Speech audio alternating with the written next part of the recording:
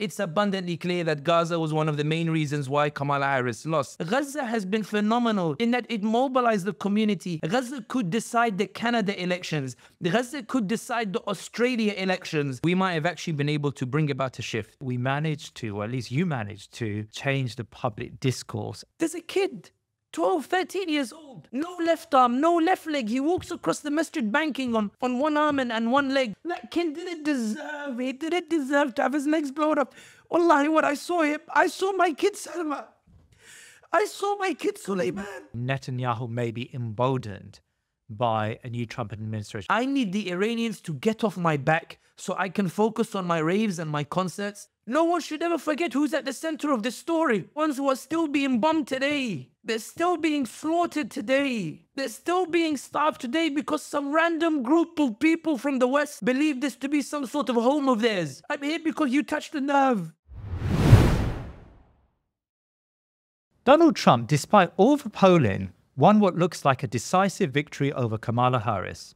He took votes away from the Democrats in almost every demographic: women, ethnic minorities, Muslims, Black Americans. Despite a felony charge and a raft of outstanding cases, this was a spectacular return for a politician who the pundits said would never return. But what does Donald Trump mean for the wider world? How do we position Trump's America First philosophy in the context of US unipolarity? Are we seeing the unravelling of the United States in the world? Then there are questions about the elections. Did Muslims play the kind of role we were all discussing prior to the election? And has Gaza been overlooked as a cause? Now, to help us understand Trump's America and the place and position of US Muslims, I'm happy to have back on the show Sami Hamdi. Sami is a consummate analyst and a campaigner, and we are forever indebted to his energy. Now, before we begin, people always ask us, how can we support the Thinking Muslim? Well, there's a number of ways. The first and easiest is to subscribe to our channel. Over 80% of our viewers have not subscribed. Subscribing tells YouTube that our videos are worth recommending to other viewers. Also, to keep up to date with new shows, click on the notification bell, please. Secondly, join our 225 active patrons who help us build this channel by donating on a monthly basis. Every month we held a Zoom call with myself and with one of my guests. Recently we had a call with Imam Tom Fakini, who answered questions from our patrons. And you'll also receive a Thinking Muslim mug. The description link is in the show notes below. Sami Hamdi, assalamu alaikum wa rahmatullah, and welcome to the Thinking Muslim. Wa alaikum wa rahmatullahi wa barakatuh. Jazakallah for having me. Well, it's wonderful to have you with us. And I know you're probably still suffering from jet lag because you've been to the United States. Alhamdulillah, you've been on a tour. In fact, when we last met and spoke, I think you were just about packing your bags and you were off on a speaker's tour to the States. And I remember you saying that, I mean, these are my words, but you were going to agitate against or for a Harris loss. But also there was a discussion about the consequence of a Harris loss, like how we can, as a Muslim community, how we could leverage that loss. Now, certainly Harris lost, and as I said in my introduction, she lost in a very severe way. But what about that second objective? Like, how much did Gaza play a role in her loss? Jazakallah khair for having me. Thank you for having me back here, and it's good to be home.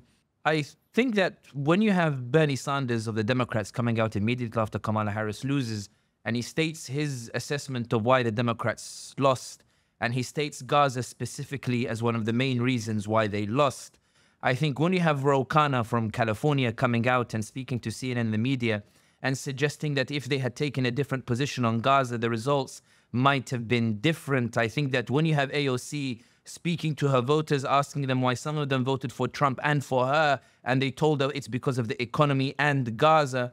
I think when you have The Hill putting out headlines saying Muslims punish Harris over Gaza, I think when you have the New York Times coming out and saying that it was the economy and also Gaza, I think when you have CNN with its pundits discussing to what extent Gaza played a role in terms of pushing people to sit out this vote. Remember, Kamala lost 10 million votes on what Joe Biden got in 2020.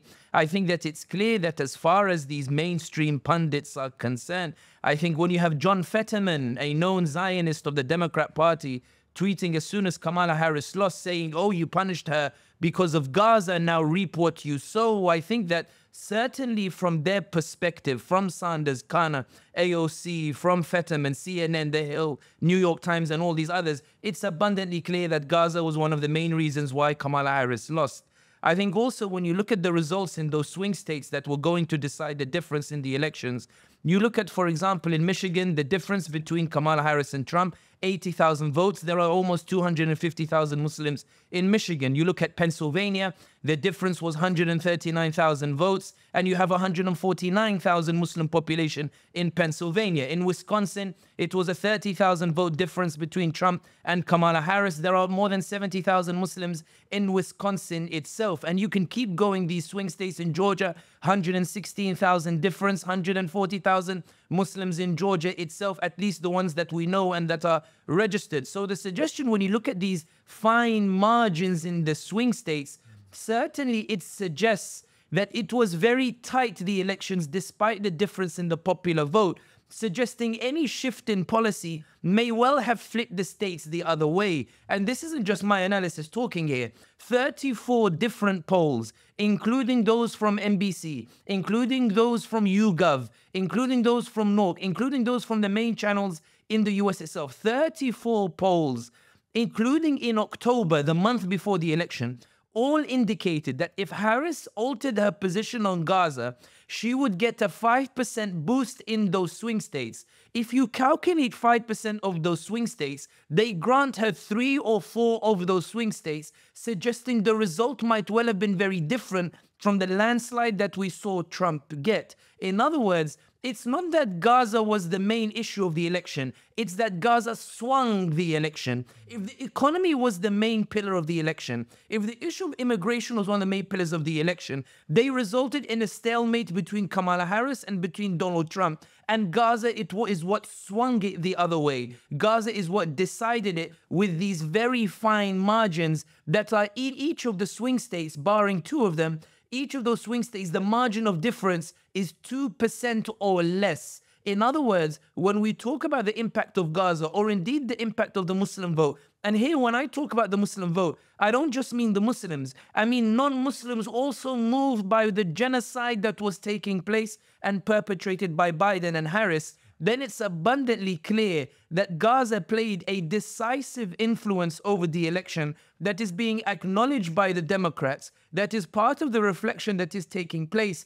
And there are only 2 factions now, in my opinion, that are arguing that Gaza did not have a role to play. The first are Zionists, who are very keen to stress, as they did when they campaigned against Jamal Bowman, when they toppled him in his district. If you notice in the campaign against Jamal Bowman, they didn't mention Israel. They didn't talk about support for Israel. Why? Because they knew that if they talked about Israel, it would be an election loser amongst the constituents in Jamal Bowman's district. So they focused on economy, they focused on housing, they focused on the sewers, they focused on the domestic infrastructure in the constituency and how Jamal Bowman had not delivered. There are 2 groups that are trying to argue today that Gaza did not have an impact, despite the data overwhelmingly showing that it did. The one are the Zionists, and 2, in my opinion, and I don't mean this to deride them, pro-Harris Muslims who are trying to assert that the decision to punish the Democrats was a wrong one. But I think when you look overall, you see that it had the impact that everybody thought it would have.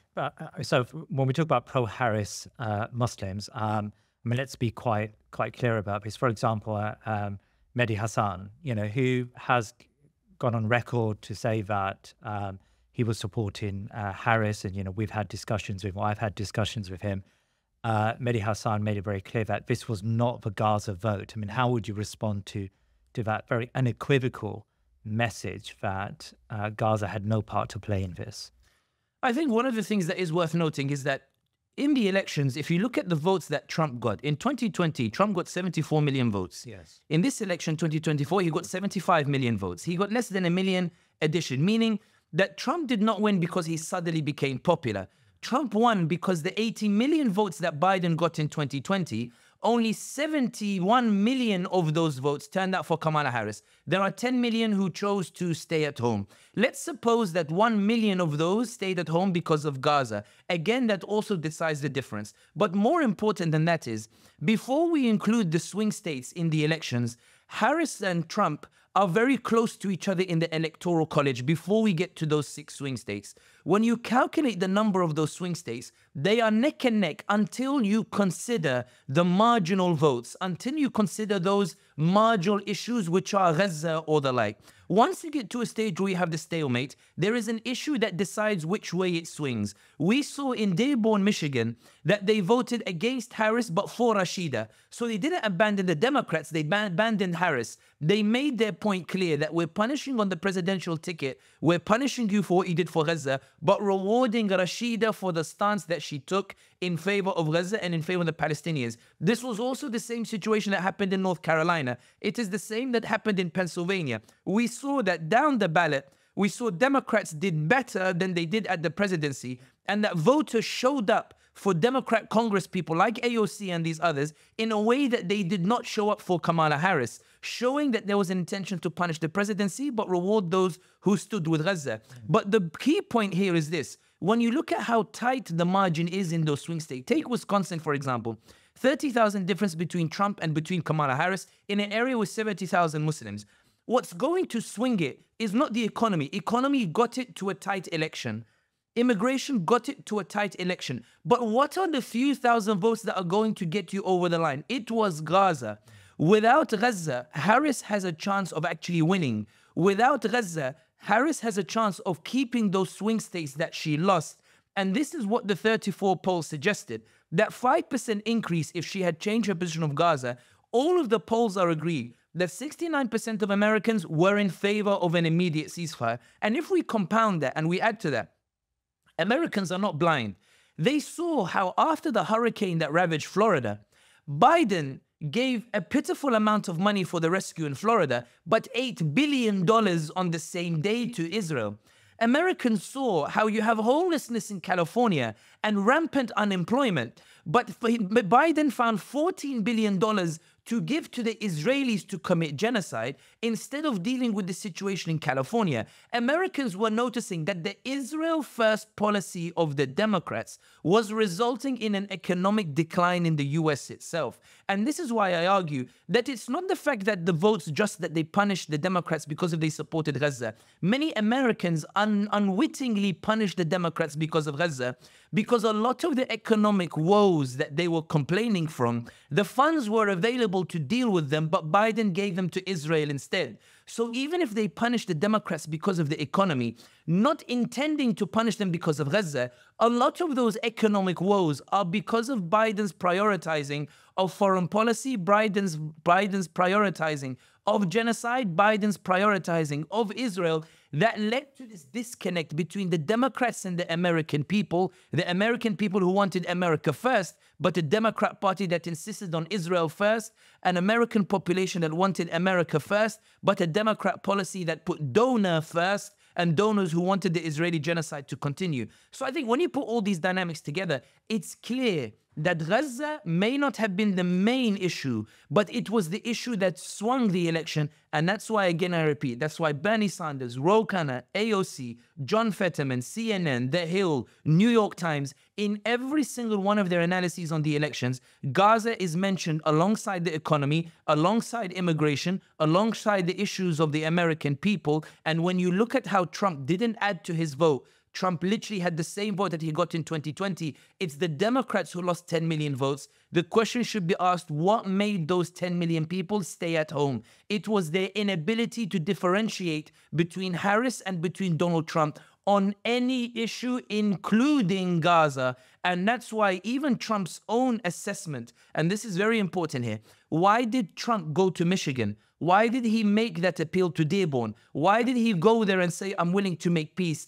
And why in his victory speech did he say that we built the broadest coalition that includes Hispanics, African Americans, and Arab and Muslim Americans? Why did he say this in his victory speech once he announced his victory. The reason he said it is because according to his own data, his own Republican polls showed that an undecided voter was 6 times more likely to vote for a candidate in favor of peace in Gaza than one supporting the genocide. The Republicans' own data of the electorate, of those 10 million who chose to sit at home, the Republicans' own data showed that if they came out and suggested peace in Gaza, they would pick up undecided voters. If they came out and said they would stop the genocide, they would pick up undecided voters. And this is why I say, do not take it from Sami, do not take it from Mehdi Hassan or from Muhammad Jalal. There is a Quranic maxim, وَشَهِدَ شَاهِدٌ مِّنْ أَهْلِهَا, that somebody from her side testified. When Yusuf alayhi salam, when they ripped his shirt from behind, it was somebody from her side that testified that Yusuf had been wronged. Don't judge it based on Sami. Look what Bernie says, look what Ro-Khanna says, look what AOC is saying, look what CNN is saying, look what The Hill is saying, look what all of these other pundits are saying, look what John Fetterman is saying, look what Trump is saying, look what the Republican campaign was doing in Dearborn, Michigan when it went to gather those votes. And you'll find that it's abundantly clear that according to them, Gaza was a key issue, and in many cases, it was the issue that swung the election in a way that none of us could have imagined. Maybe we thought Trump would pick up 2-3 states, but to pick up all of those states on those very fine margins, the Gaza can be the only explanation for it. I mean, that sounds very convincing, but there is something that still perplexes me. Of course, the Abandon Harris campaign came out in support of the Green Party. You know, I interviewed Jill Stein and Butch Ware, and there seemed to be a momentum for the Green Party, at least from what we picked up on social media and from some polling. But when it came to it, the Green Party only received 0.5% of the popular vote. So their vote share didn't really shift. I mean, they were aspiring to that 5% figure, and we talked about it in the last podcast. So if the main Abandon Harris campaign was supporting the Green Party, yet the Green Party did so badly, are we saying then that Muslims collectively came to the conclusion that either they would stay at home or they would vote for Trump despite what the leaders or one big leadership in the Muslim community was saying? I think there are a few dynamics here to consider. Yeah. One of the things that I noticed when I was in the US was I would often get posed the question that if we're going to punish Harris, why don't we just vote for Trump? Right. Why don't we make sure that she loses by going to vote for Trump? Pragmatically, Pragmatically, right it was blunt. Why? Yeah. And I heard it especially in North Carolina and in Michigan. In North Carolina, I remember somebody actually stood up at the end of one of the talks, stood up and said, Sami, you should be telling everybody to go and vote Trump. And I said, first of all, it's not for me to tell anybody how to vote. Yeah. Even when I was here last time, I simply laid out what the Democrat concerns were, and people inferred from it whatever they wanted to infer. But one of the reasons that he made was, we want to make sure that Harris loses. I think that as the momentum for the Green Party continued, I think 2 things happened that changed the course. The first is the CARE poll that came out that suggested that half of the community was still willing to go and vote for Harris. You remember the poll, it said 41% of the community were still willing to vote for Harris. And I remember on that day, there were many people intending to vote Green Party who said, Sami, I am worried about the betrayal from my own community that will vote Harris. I'm going to vote Trump to make sure that these who were planning to vote Harris do not swing it for Harris when she could be on the verge of defeat. I'm switching my vote to Donald Trump. And indeed, we saw the imams in Michigan, they came out, many of them, to go and endorse Donald Trump, and they came out. But the other reason that they endorsed Donald Trump, and the other issue I think that the Green Party hampered their own momentum in the final week, was, if you remember, the LGBT and the trans issues ended up coming up. An issue that is considered very sensitive amongst the Muslim population, that made many in the community feel we are falling back into the trap of the Democrat Party, where we vote for our immediate safety but compromise the future of our children. In the words of one person that I was speaking to, I won't say which state he was in, he said, my daughter, I'm worried that my son will go to school knowing he's a boy and come home and say my school are telling me I'm a girl. And I think that that sort of last week fiasco just before the voting took place, I think many Muslims ended up saying, you know what, let me just focus on Gaza, let me go for Trump, or stay at home. And I think many of them did stay at home. The idea being, I can't vote for Trump, morally speaking. I can't vote for Harris. She committed genocide. And the Green Party on these moral issues, I can't vote for them either. Even if I appreciate the strategic necessity for it, I'm going to sit out in these elections like the 10 million who sat out of Americans who chose to vote neither for Harris nor to vote for Donald Trump itself. But I think also that the point that is worth noting is, at the end of the day, I think the very fact that there was a discussion that dominated the community about whether to stay at home or to go third party certainly was a very effective shield against those who are advocating to go vote for Harris as well. And what you notice in the CARE poll is, although the Green Party support tended to stay the same, those who are pro-Harris and Trump, that Harris support ended up declining a bit and the Trump support started going up. Of course, polling in the community remains very difficult. But I do think those two issues, I think, were the decisive factor in terms of affecting the Green Party vote, but also affecting the election overall. The idea of it's so close and I'm scared Harris will win, and therefore genocide will become normalized. So let me vote Trump, at least in the swing states, to make sure that Harris loses. And the second, I think the LGBT issue and the transgender issue popped up once more in the days just before the elections. And I think for many Muslims, and I heard it across America, where it said, if that issue tends to come up again and raise its head, I think it's better that I stay home. And I think they stayed home. And I remember the question I was asked towards in the final week was, if I stay at home, will that also be punishing Kamala Harris? And when you look at the 10 million who stayed at home, it's clear those who stayed at home proved to be a decisive factor in deciding the election between Harris and Trump. When we think about the future and how Muslims will navigate future elections, I mean, it seems to me that the Green Party practically is just not a vehicle. I mean, if they get 0.5% of the vote, maybe next time around they get 1% of the vote, 2%, they're not going to affect change. At best, they will be a recipient or a place where you place your votes if you really are inclined to vote. But of course, Green Party socially are very, very highly problematic, right? And so are we not saying then at a federal level then, the Muslims really just have two choices and they've got to make either amends with the Democrats or change democratic policy, or they've got to find a way in which they can carve out a pro-Muslim policy within the Republicans? I mean, it seems like they're between a rock and a hard place still. I mean, how would you see the future of Muslim voting behavior? I think it's a bit too early to talk about what are the necessary pathways that Muslims can take with regards to the system or the politics or the like. And I think that the premise of the question suggests that there might be salvation in the system itself with regards to Muslims and the way they live their lives and their values and the ideologies. And I don't necessarily look at systems as some things that are permanent. I rather look at what influences systems to change. And I think what Gaza demonstrated so emphatically is the power of da'wah in bringing about political change.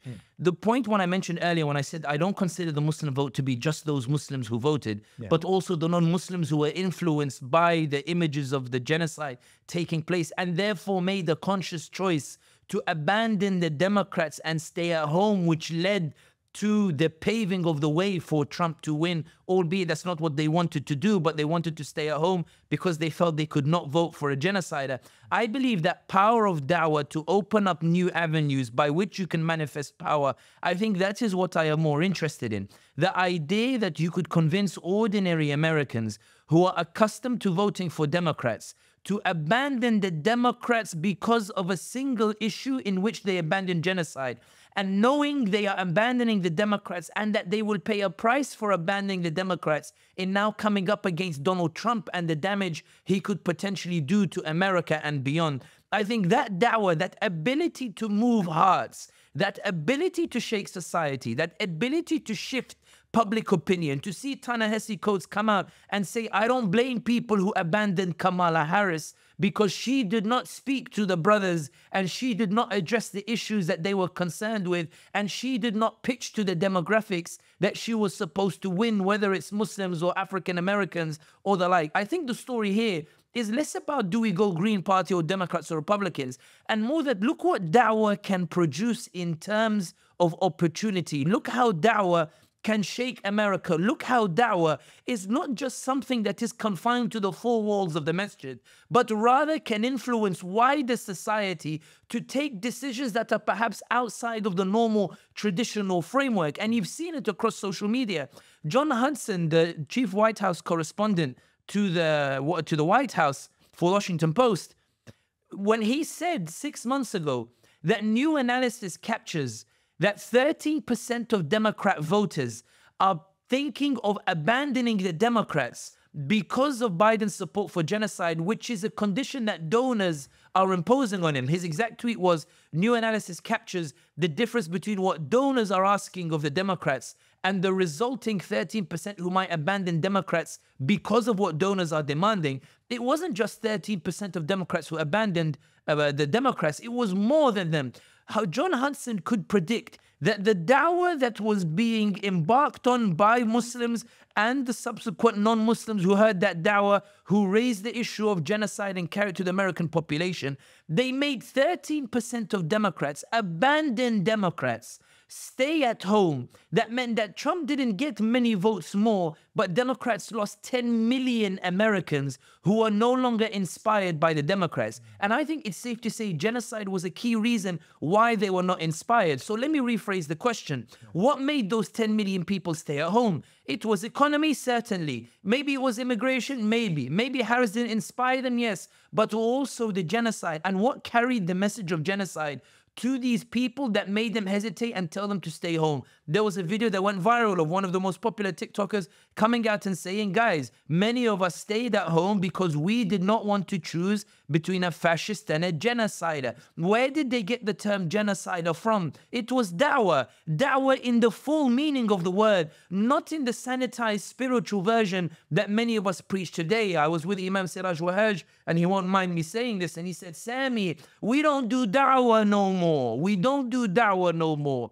He was giving an example. He said, once upon a time in Nation of Islam, for example, he said, ignore the Aqidah for a second. If a Muslim was caught sending a cigarette or alcohol to a fellow Muslim, there were repercussions for it. These days, we walk into a shop, we don't even say ittaqillah to the brother sending the cigarette or the alcohol. We simply go because dawah is not about changing his way. Dawah is personal to him, his way to me, mine. He said, we don't do dawah anymore. What is most potent in this election is not whether Green Party were the alternative. The only reason that we suggested Green Party, even though I never said they should actively go to Green Party, it was only, what do the Democrats fear? They fear losing an election and a party getting 5% that would break their bet. That party didn't get 5% for whatever reason. But the point is, what created that scenario that the Democrats would be concerned that 10 million might abandon? It was dawah. So when you're saying in terms of what is the opportunities moving forward, is it Republican? Is it Democrat? Is it Green Party? My answer is a much more simple one. Now you see how potent dawah is. Now you see how effective it is. Now you see how we can actually flip hearts. Now you see how we can change public opinion. Now you can see how we can decide elections. Now you can see how we can swing elections. Now you can see how we can make Trump come to Dearborn to do a campaign. Now you can see how we can make Harris panic. In the last week of the election, she starts coming out trying to call for a ceasefire. This is the dawah. This is prophetic dawah, because the Prophet Muhammad sallallahu alaihi wasallam, his dawah shook societies. His dawah moved people's hearts. And that's, I think, the biggest takeaway in terms of this political dawah, even though I don't want to attach political, because dawah is political in and of itself. But this idea of dawah, how do you entrench it? How do you raise now or move forward with organizations that have this certain belief that their voices can resonate, that they can convince American society to do what they believed it could not do before? If today they're convinced about genocide, if today they stay home because of genocide, if today they punish Democrats because of genocide as one of many reasons of other, what other things can you change their minds on with the power of haqq and the power of truth? And that's why I think now, in terms of moving forward, to answer your question so it doesn't look like you said I run away from it, I actually think that if social media was the means of communication that in a disorganized fashion we were able to convey a message that changed the hearts and minds of a significant number of the American society, I won't say majority, but enough of a number to affect the elections, the question therefore should be, how can I maintain these lines of communication? How can I entrench these lines of communication? How can I reach new audiences? Allah says, وَجَادِلْهُمْ بِالَّتِي هِيَ أَحْسَنُ. Debate with them with that which is best. What are the arguments that I can use moving forward? Because let me give you an example. I was in California, and I remember sitting with a group of I was about to say youngsters, but I realized I'm young as well. SubhanAllah, I just felt white hair pop out. Sure. But I was sitting with a group of people, and they were saying, Sami, look, there are a lot of Republicans that are changing their minds on Israel. But do not be deceived. It is not because they become pro-Palestine. It is because they resent the idea of a foreign nation governing their policies and governing their rules and deciding what the US should do. They are resenting Israel because they are beginning to feel like the Israel first policy is something that they don't necessarily approve of. And that's why even in this, I mean, we're recording now while this whole Marco Rubio fiasco is taking place. The reason it's causing such a divide amongst those MAGA supporters, Trump supporters is because MAGA supporters are saying, hang on a second, that's not an American first candidate. That's an Israel first candidate. There's a debate that's taking place in between them. But here's the point here. What made them realize that there was a foreign influence greater than Russian interference in their own elections? It was Dawah. It was people bringing to their attention that Biden could find $14 billion in October in Congress to try to give to Sisi and King Abdullah of Jordan to facilitate ethnic cleansing, but says we have no money to deal with the domestic issues like Medicare and the likes in the US itself. And that's the point in terms of wajadilhum billati and debate with them with that which is best.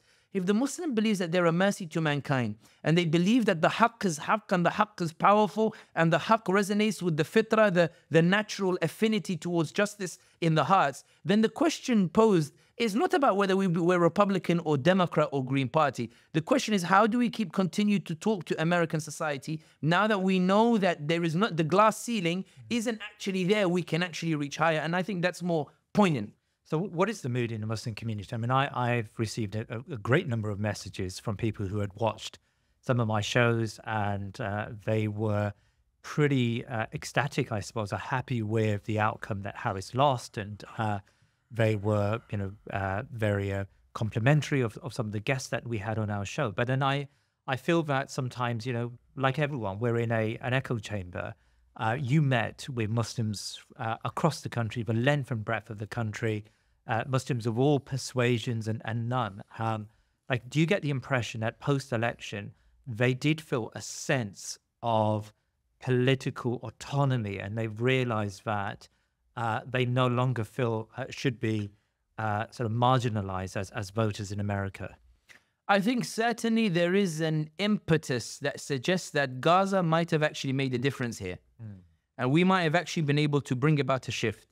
And now the onus is on organizations in terms of how to adapt to that momentum and that's why we've seen some set up new packs, whether it's, Care Action C4 or some of these others, set up. We've seen, for example, Unity Lab, which is expanding its operations in terms of lobbying and that kind of thing. Okay. We're seeing other organizations. We've seen AMJA, for example, what would be the equivalent of a union of imams, put political and social activism as one of their main agendas in their meeting, moving forward. We've seen the rise of the likes of Imam Tom Fakini and these others. We've seen Shadi al-Masri now talking politics quite in depth on his own show and the like. We've seen Muslims really start to engage in terms of what are the parameters of Muslim engagement in society and what is possible in terms of advocacy or the like. What that looks like, to be honest, depends on the opportunities that show themselves in the coming weeks and the challenges that Donald Trump poses. I think that when it came to the Democrats and genocide, there was a very unique challenge that was in front of everybody. This administration supported genocide. If it wins a second term, the world will say that you can win a second term even if you commit genocide. It was about trying to restore some sort of order in that genocide is truly a red line. And I think that right now, it's true, there is a narrative battle. The Zionists are desperately trying to argue that Gaza did not play a role, but I think the data is overwhelming in suggesting that Gaza played a significant role. Yes, economy, immigration, again, contributed to making it a stalemate or a tie, but Gaza certainly swung it. I think that now there is a debate in terms of how we move forward. And I think, to be honest, you're focusing a lot on America in terms of the question itself. But remember, there are elections coming up in Canada. There are elections coming up in Australia. And I think that Trudeau in Canada and Albanese in Australia will be looking at what happened in the US and saying, hang on a second, the Democrats actually lost and Gaza might have been a key issue. And in Australia, there is a Muslim vote now emerging, Sheikh Wissam Sharkawi and these others, and there is the Muslim vote matters that also emerges, and they're already mapping out candidates because their version of Dearborn in Bankstown, Sydney, could also play a major role. You have constituencies like Watson with 25% Muslim population. You have many other areas, 15 constituencies where Muslims could decide it. And remember, in Australia, the government doesn't have a majority of 117 seats like the UK does. The government has a majority of 1 seat because of their system. They lose 1 seat and suddenly their majority is gone. You look at Canada, Trudeau is already struggling in the polls, suggesting in the next election, you may well have a sort of neck and neck between Trudeau and the other side, which again gives a disproportionate influence to those quote-unquote marginal issues like Gaza or the like, in which those small numbers, like in Wisconsin, 30,000 difference, where in Canada the election can be decided by that, and there's already CMPAC and these other organizations, you know, moving to try to organize a movement like the Muslim vote in the UK, like the Abandon Harris in the US and the like, people move. So I think that it's not just about where do we go in terms of the Americas. I think that the momentum is not finished yet. So far in the UK, there was a limited or some impact on the vote, but of course, first past the post system and Nigel Farage sort of made it a bit harder to see their impact. US, we've seen a clear impact in terms of that mobilization with Gaza. If Canada and Australia suffer the same fate, or not suffer, we don't want these countries to suffer, but if Canada and Australia, if they meet the same consequence, the current administrations or the incumbents, as Harris met in the US and Biden met in the US, I think at that point, the opportunities that we see today might actually be much more when that moment arises. And I think that's the time when you talk about when to maximize it. And that's why I'm very wary in that I'm aware that people talk in congratulatory messages with regards to the loss of Harris. And I'm very wary of that. Why? Because Trump is also a beast that to be reckoned with and may even be a greater challenge than Biden and Harris. No one was under any illusions in terms of who was worse between Harris and Trump. My argument was not that Trump is better than Harris. My argument was not that Harris is worse than Trump. My argument was that the consequences of Harris winning were worse than Trump winning in the elections itself. And I think Trump is a new battle, and I'm wary of people patting themselves on the back because I think that the roller coaster has just started. So let's talk about Trump, because I want to dedicate the rest of today's discussion to Donald Trump, his philosophy, what he stands for, how it's going to impact domestic policy in America and, of course, international policy. So let's start with international policy first, because, of course, there was a debate amongst some Muslims that Trump would be either worse or better on Palestine. And it just seems to me that a lot of this is still unknown because Trump is a mercurial figure. But when it comes to Palestine policy, do you believe that, especially with some of the appointments and some of the sort of the rumblings of the administration, Marco Rubio you mentioned, and others, the UN ambassador appointment, it seems to me that possibly Netanyahu may be emboldened by a new Trump administration. In fact,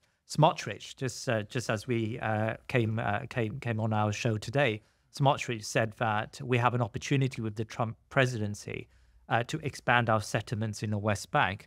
This doesn't look good for the Palestinians. What's your analysis of Trump and Gaza and Palestine? I think that one of the things that is worth noting is that nobody's entirely sure exactly what Trump's policy on Palestine is going to be. And I'll explain what I mean.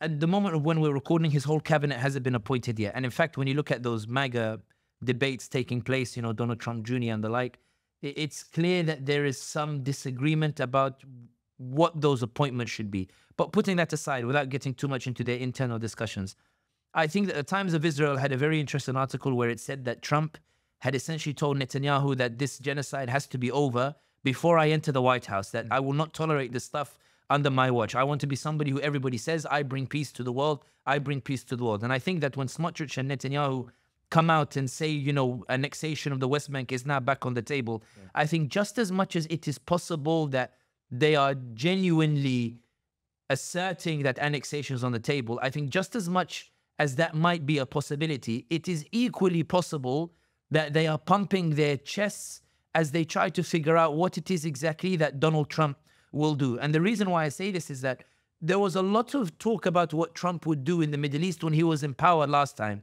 particularly with regards to pressure on Iran, particularly with regards to pushing for normalization of ties, the idea that if he moved the embassy to Jerusalem, the world would follow him and the like. But instead, what we found was when Saudi Arabia, where the oil facility of Abqaiq was attacked in 2019 by the Houthis, and the Saudis felt that Trump would be more likely to engage against the Iranians and send troops, Trump essentially followed the Democrat policy of not engaging against the Iranians. There was one assassination of Qasem Soleimani and a quick de-escalation because Trump's policy was clear. I don't want war. In Syria, when people expected it to light up again when Donald Trump came to power, instead we found that James Jeffrey, the US envoy to Syria, would later do an interview with Al Monitor where he would say, Donald Trump every single day would ask us, why on earth are we in Syria? We want to withdraw from Syria. We saw with Afghanistan. Instead of exacerbating the situation in Afghanistan, we saw instead that he unilaterally turned around to his chiefs and said to them, guys, we're leaving Afghanistan. In his previous cabinet, when he appointed the hawks like John Bolton or the like, and everybody said that John Bolton being in this position means it will lead to war and the like, John Bolton takes every opportunity to lambast Donald Trump because Donald Trump had him as in a senior position in the government and then sidelined him and rendered him irrelevant in terms of what he wanted to do with regards to foreign policy. And this is why I argue that when it comes to the appointments that Donald Trump is making, it's unclear whether these appointments are about keeping the party together or whether they actually reflect what he wants to do in terms of foreign policy. There was an interesting op-ed in the Jerusalem Post calling on Jared Kushner to take a greater role and serenading Jared Kushner, saying that Israel is pinning its hopes on you, suggesting that perhaps, as far as the Israelis are concerned, they are not sure if Jared Kushner would play the dominant role that he played before. Now, I'm not saying that all of this is to suggest that there is optimism. What I'm saying is even the Israelis are not sure what Donald Trump's policy is going to be. And the expectations of what Donald Trump was going to do in his last term did not come to fruition and disappointed the Saudis, disappointed the UAE, disappointed a lot of those allies who believed that Trump being in power would lead to an assertion of their own interest over Iran or the like. And that's why, and especially when it comes to the genocide, just as it is possible that Trump might encourage Netanyahu to finish the job, as he said, it is equally possible that Trump might call Netanyahu and tell him, dude, I need this to finish. I can't have this genocide no more. I want people to say Donald Trump brought peace where Biden could not. And that's why I think a lot of Trump's outreach to the Muslim Americans in the US, say about it what you will, it was probably pragmatism or the like. But I think what's interesting is the imams who met with Trump in Dearborn, Michigan, Yes. you saw the WhatsApp that they put on their Twitter, where they said, we reached out to Harris and we reached out to Trump. Trump agreed to meet us. Harris refused to. Why did Harris refuse to meet with the imams? Because Harris was terrified that if she meets with the imams, the Zionist donors of the Democrats, Zionists who donate more to Democrats than they do to Republicans, the Zionists would be upset and furious with her. And Clinton, I think, epitomized the mood in the Democrats with regards to Zionism, in that Clinton went to Michigan knowing they desperately needed it. Yeah. And instead of saying to the Muslim Americans, I hear you, he told them, in translation, Ya Jahala, you ignoramuses, Israel has a right to do what it's doing, and the Israelis were there first. Because for Clinton, the desire of the donors outweighs the electoral need or what's happening on the ground. The point here being is, if Harris refused to meet them because it was upset the Zionists, were the Zionists upset that Trump met the imams? Yeah. How would the Zionists react to Trump telling those in Dearborn, I'm going to bring peace, I'm going to end it, I'm going to stop it? Is the Zionist saying Trump is only saying it as lip service to win? Or is the Zionist saying Biden was more loyal than you are? Harris was more loyal than you are. Clinton is more loyal than you are. Obama is more loyal than you are, because they wouldn't say those things. Harris was so loyal, she didn't allow a Palestinian speaker to speak at the DNC. Trump allowed the Yemeni imam to go and speak on stage. I'm not saying Trump is a good man by any stretch of the imagination. What I'm saying is, as much fear as Muslims might have of Trump, I actually think the Israelis have an equal level of uncertainty about what Trump is actually going to do in the region in terms of the wild card option that he presents. So should Iran have something to fear from Trump? I know you've said we don't know what Trump's policy is, but just if we were to extrapolate from his America first, no war in the Middle East, focus on China and the like, do you think that Iran has something to worry in the next few weeks and months? Because of course Netanyahu, in his congratulatory phone call to Donald Trump, did mention that we now need to focus on Iran. So how do you see Iran's, should Iran be fearful with what may happen when a Trump presidency is realized? I think that if you ask this in abstract, the answer is easy in that Iran has more to fear from Trump than Biden. But I no longer think this is the case when you put things into context. Consider what Biden did. Biden allowed a full-on genocide on Gaza. Biden gave every weapon that Israel needed to commit the genocide and more. Biden upended the international order to allow Israel to commit its genocide. Biden threatened the ICJ and ICC when they sought to step in to try to stop the genocide. Biden ordered his UN ambassador to stand alone in voting against every resolution calling for a ceasefire. When the whole world voted for a resolution calling for the end of occupation, Biden stood alone and instead said that we're going to veto and we're going to vote against this resolution. When the Israelis went and hit Iran, Biden essentially allowed them to go and hit Hezbollah in Lebanon and allowed them to continue firing missiles without repercussions. It's true Biden allowed a bit of theater here and there in terms of agreeing with the Iranians where they could hit and what show they could do. Yeah. But I think that it was clear that the trajectory that Biden was going, if the Israelis wanted a war with Iran, Biden would probably have gone along with it. I think that Biden was so Zionist, and his administration, Blinken, Jake Sullivan, John Kirby, Matthew Miller, and these were so Zionist that whatever Israel wanted of them, I think they could have been convinced to do it, even if Biden was hesitant about a war with Iran. I actually think that the Iranians, it may well be that the Iranians might be breathing a sigh of relief, because Biden clearly showed that either he could not stand up to the Israelis, or he did not want to stand up to the Israelis, or he was full on with the Israelis. But with Trump, I think that where Biden is an ideologue committed to Zionism, Trump is a transactionalist. There's a very interesting excerpt about his negotiations with the Taliban, where his advisors were telling him, Mr. President, this is a really bad idea, withdrawing from Afghanistan. Really bad for US interests, really bad. And after they finished, he says to them, did you see how the Taliban called me Your Excellency? There is something about the way that Trump conducts his foreign policy. They love me, you know, the way that the transactional, personal nature of it, that suggests that the wild card option for Iran is better than the guaranteed option of Biden, in which he was running headlong in his support for Zionism in a way in which Israel was not being reined in, and Netanyahu instead was feeling more and more emboldened to continue doing what he was doing despite the whole world turning against him.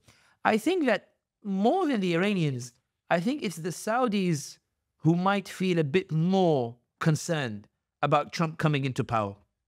Can I ask on the Saudi issue? So if I can just bring in. So today I read, or someone told me actually on the news that MBS for the first time maybe has called what's happening in Gaza a genocide. But in that same statement, he mentioned that he warned against an attack on Iran. Like, how do you see Mohammed bin Salman's state of mind at the moment in relation to Iran and Trump? I think that if you open a map of the region and you look at where Saudi Arabia is situated, to the north you have Iraq, where Iran's militias roam freely and have an iron grip on the government. To the east you have Iran mainland. And to the south you have the Houthis, backed by the Iranians, who after a decade of war remain very much entrenched in Sana'a, and as a result of Gaza and them firing missiles, are actually enjoying increasing international sympathies from the Arab and Muslim world for what they've done in terms of firing those missiles at Israel or the like. The Saudi policy with the Americans was, we want the Americans to do the fighting for us. So they wanted the Americans to come and fight with them against the Iranian proxies, whether that's in Syria, whether that's in Yemen, whether that's in Iraq or the like. As the years went by, it became clear that Obama was not interested in doing the fighting himself. Trump was not interested in doing the fighting himself. When the oil facilities were hit, Trump did not react with war. Trump, when it came to the situation in Yemen, gave limited support. He allowed the Saudis to do their thing, but gave very limited support. Trump was not willing to engage directly in war. And as a result of this, the Saudis felt that given that we're being encircled by the Iranians, given we lack the force to drive out the proxies, given we lack the ability to drive Bashar al-Assad out of Damascus, We lack the ability to drive the Houthis out of Sana'a. And given that the Americans are not inclined to fight, and given that even the Israelis cannot convince the Americans to fight with the Iranians. Hamad bin Jassim, the Qatari Prime Minister, he said when Arabs get close to the Israelis, it's not because they like the Israelis, it's because they believe Israel is the key to the White House and Congress. When Saudi saw that not even the Israelis could convince the Americans, Democrat and Republican, to go to war with the Iranians and drive out these proxies from Iraq, from Yemen, and from Syria and the like, Mohammed bin Salman says, I'm now 7-8 years in power. My NEOM project is not going well. I've had to significantly reduce it. I've had to sack its CEO on the day of this recording. While I'm doing the raves and the partying, unemployment is starting to soar, and the Saudiization project is not going well because Saudis don't want to do the work of the Bengalis and Pakistanis and Egyptians that I bring from abroad. My coffers are being depleted by the mega projects that I'm investing in, so I'm having to take loans now from international banks and the like.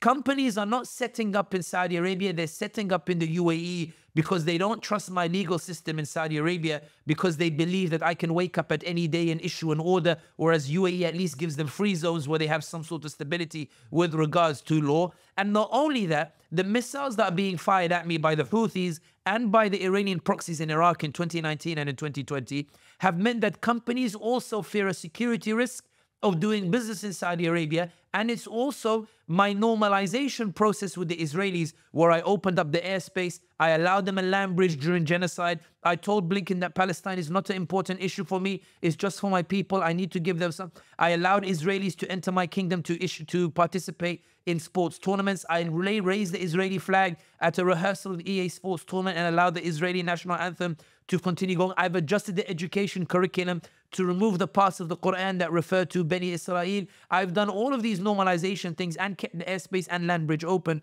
I've done all of these things, but the Israelis still are unable to convince the Americans to give me the NATO-style security agreement that I want against the Iranians. Given that the Americans have been so bitterly disappointing, Republican and Democrat, I need the Iranians to get off my back so I can focus on my raves and my concerts and my economic development inside Saudi Arabia itself and my de-Islamization process. Iran, what do you want to get off my back for 10 years? Iran said, we want you to rehabilitate Bashar al-Assad because he's isolated. Bin Salman said, Hazard. Bashar al-Assad was brought to the Arab League summit to Riyadh, and this is, I think, his second or third time participating yesterday when he was participating in the Arab League. Yeah. He said to Iran, is that enough? Bashar al-Assad is now rehabilitated. They said, we want you to make a deal with the Houthis. Bin Salman sends his delegation to Sana'a and to Muscat to start negotiating a deal with regards to the Houthis in terms of recognition and offering compensation. Iran, is that enough? Oh, wait, we have Lebanon that we want to consider as well. When Israel attacked the Palestinians, the Saudis put that reconciliation on hold because the Saudis felt that if Israel went after Hamas, the Muslim Brotherhood, they could be convinced to go after Hezbollah in Lebanon and to go after Iranian proxies in Syria. So Saudi media was heavily pro-Israel in terms of pushing the Zionist narrative that Israel had to attack Lebanon. That the reason it's attacking Lebanon is because of Iran. The reason it's attacking Lebanon is because of Hezbollah. And you would have seen Saudi commentators celebrating that Israel was attacking Lebanon and celebrating Hassan Nasrallah's assassination and celebrating Yahya Sinwar's death and the like. We saw those taking place. So the Saudis pushing that narrative in and of itself. But given that Israel has failed to achieve its strategic objectives, Bin Salman is unsure if Trump is going to provide what he wants in a NATO-style security agreement, nuclear technology to rival the Iranians in the hope of building a weapon, and investment. Given that it's not certain Trump will give it, let me up my leverage and up my demands by calling it a genocide. Right. Let me sit here and say, I'm going to call it a genocide. If you want me not to call it a genocide, come at me with a new offer that will make me go back to my previous position. But Bin Salman's sincerity in his desire to normalize with Israel and in his desire to be friends with Donald Trump is indicated in that while he calls it a genocide and while he calls for a Palestinian state, he does not shut his airspace to the Israeli planes. They still use Israeli airspace. He hasn't shut the land bridge that goes from the UAE to Irbid in Jordan, about a few kilometers from the border between Jordan and the Israelis, where the Israelis cross over, they pick up the goods and they go. He hasn't shut the land bridge. Al-Arabiya, often referred to as Al-Ibriya, the Hebrew channel, is still propagating Zionist propaganda in terms of pushing that forward. Those who are wearing Free Palestine jumpers or shirts in the Haramain in Mecca, Medina are still being detained and told to cover it and told not to wear it. If you go to Saudi Arabia, you will see their graduation ceremonies. It's as if there's no genocide that is taking place. The Riyadh season continues unabated. Bin Salman is saying, don't look at what I say, look at what I do. I still want to normalize. I still want good ties. My 3 demands stand.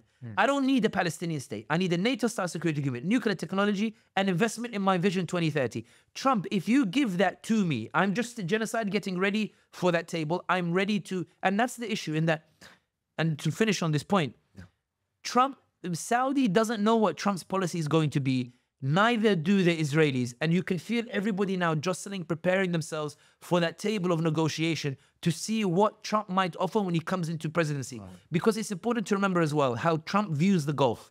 You'll remember that he did that rally, I think in 2018, where he said, I met with the Saudi king and I said, we wouldn't last 2 weeks without us. Iran would overrun you. So I'm sorry, for our security, you gotta pay, you gotta pay. And when Bin Salman went to visit him in Washington, and he made him hold the placard, yes. And he made Bin Salman hold it and said, this is all the stuff that they're buying. Bin Salman had to hold it awkwardly, and he said, this is all peanuts to you. And also Bob Woodward, if you've been reading his extracts, where he says that Trump sent a message to Bin Salman and said after Khashoggi, you owe us. You owe us for what we did in terms of rescuing you with regards to Khashoggi. And that's why, although ostensibly there is a case to argue that Bin Salman is happy that Biden lost and that Trump came to power, it might be that Bin Salman in these recent days might have preferred Biden over Trump, because Biden at least was beginning to cede on the issues of nuclear technology and beginning to cede on the issue of a NATO-style security agreement by agreeing to give an agreement like he gave to Bahrain with regards to the security agreement. But all of these dynamics aside, I think that the crux of it is it remains unclear how Trump will impact the region. Earlier on in the conversation, you talked about the tensions that exist and existed during the first Trump presidency between the different strands of the Republicans. Now, I've heard some analysis that this Trump administration is going to be different. He's already calling for a loyalty test for anyone. So we're not going to have the Kellys, the General Kellys, the John Boltons, the McMasters, those who ostensibly at least, claim to be pro-Trump, but were still holding on to that globalist agenda, that neocon agenda, that you can say the post-Second World War consensus of America, where America's foreign policy is built on sort of this militaristic outlook. So the argument goes that the current Trump administration is going to look more American first and MAGA than more globalist and neocon. Now, of course, some of the most recent appointments seem to question that. Before we get to that conundrum, because there is that tension in the Republican Party, and also I suppose the point there is that the Republican Party in 2016 is not the Republican Party today. Trump owns this party, whereas in 2016 he still had to deal with the tensions and the power brokers within the old guard within the Republican Party. Today, anyone in the Republican Party that wants to get anywhere, we saw that Willis Cheney has to first pay allegiance to Donald Trump. So the question first is, just lay out for me this tension between the MAGA, America First Trump policies and the sort of the old style, the old guard, the globalists and the neocons. Like, explain that to our viewers, please. I don't think necessarily it's just the two-sided divide. I think there's a third dynamic, which is also the Zionists and the Republicans. Trump received $100 million from Adelson in order to annex the West Bank, in order to fully support the Israelis and the like. And I actually think that given that there is a push for this narrative that Harris lost because of a support for the Israelis, I think Zionists are in overdrive to ensure that they still maintain supreme power over foreign policy in terms of what's moving forward. And that's why I think there's a big focus on the Democrat reflections to insist that Gaza didn't have a role to play. Right. I think that while the data shows Gaza had a role to play, I think the Zionists are pushing to ensure to argue that Gaza didn't have a role to play, because then it would suggest that support for Israel has become a liability. And that's why I think that it's very important that everybody looks at that data, and also the 10 million who stayed at home, who felt that Harris's support for genocide was so extreme that they could not bring themselves even to go to the ballot box and save America, at least from the Democrat narrative, to save America from fascism. They preferred to stay at home because they saw no difference between Harris and Trump with regards to the threat that they posed to America, given their support for the Israelis or the like. But I think that there are three dynamics. I think the first is the idea of the America first. Yeah. The idea that we should focus on what's happening at home. The idea that we should focus our resources on what's happening at home. And I think that when you look at the analysis of why Trump won, Bernie Sanders argues is because the Democrats abandoned the working class. If you look at the celebrities who went to the Democrat rallies, you will see that it clearly showed that Democrats were not necessarily your traditional working class party anymore, but rather it was a very glitzy, you know, upper middle class, upper class party, almost became a party of the rich. Yeah. While Trump was going around and campaigning, however sincere or insincere he might have been, but going out and campaigning and saying the reason you're in this mess in the first place is because those in Washington, the Democrats, are more focused on the rich. They're no longer focused on you. The reason why I focus on this particular part is there are those America first, there are those who are the globalists, but I think the real battle will be those with the Zionists. Because I think the common denominator with these initial appointments are that they have a very strong pro-Israeli stance, very strong pro-Zionist stance, and they are heavily funded by AIPAC. They are individuals heavily funded by AIPAC, almost as if Trump is wrestling, or at least the family of Trump are wrestling, between the demands of the globalists, the Zionists, and those who are coming out and saying America first and MAGA first. Yeah. Trump remains a personality that can assert himself against all three. But the issue is that it's unclear where Trump stands on any particular issue. And there's often the assumption that Trump doesn't actually have any opinion on any issue. Trump's opinion depends on who he has breakfast with on that particular day and the like. Yeah. But I think that if we're assessing the division of the Republican Party, I think those divisions, the concern in the Republican Party regarding these divisions is how it forces the world to shift. Macron is already talking about EU needs to pursue its own security policy. Sure. China, number one public enemy for a lot of these Republicans, shifting the focus away from the Middle East to focus on China or the like. Russia and the war in Ukraine. But there is one final dynamic that is worth noting, which is a lot of these appointments that are being made.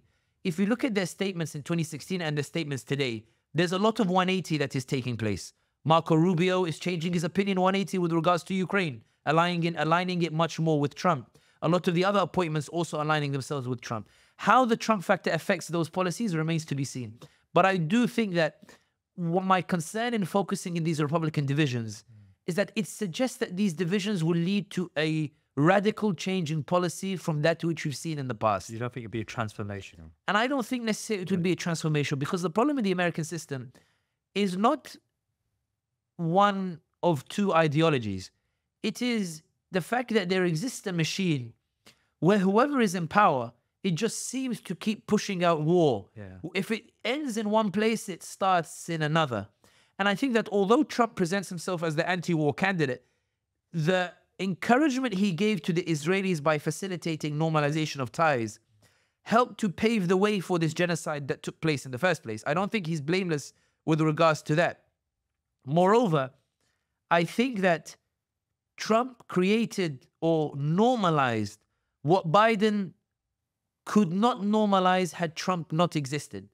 I think that that support where he normalized ties between Arab states and the Israelis gave Biden the encouragement to go and say, I'm going to one-up Trump with regards to Israel, in that now Arab states have normalized, let me go ahead with the genocide. And I think when you look at the Arab states' position, what Trump normalized in their relation with Israel, this genocide would have been finished today if the Arab states took a position. But I think it's becoming abundantly clear that the Arab states remain supportive of the genocide, not apathetic.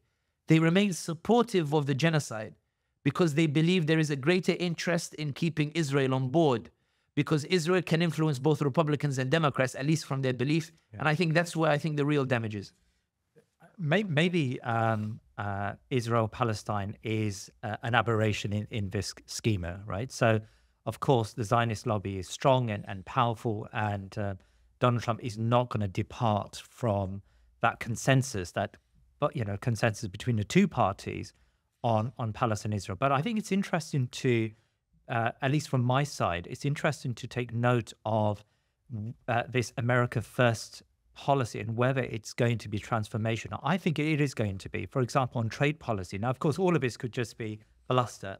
But on trade policy, Donald Trump has stated that he wants to levy tariffs on almost every good coming from outside, even like very basic goods. Now, of course, he's not going to do that, but he's not differentiated greatly between friend and foe. He's already talked about tariffs being levied against European imports, for example, if they don't behave.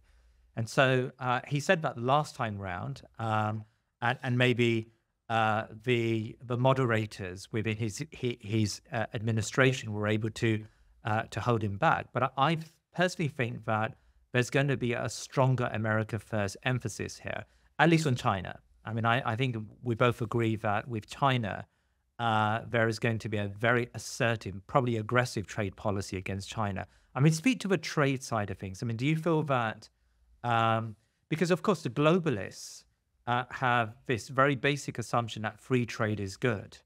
Trump is upending that assumption quite radically, it seems to me. I mean, yeah, speak to that on trade.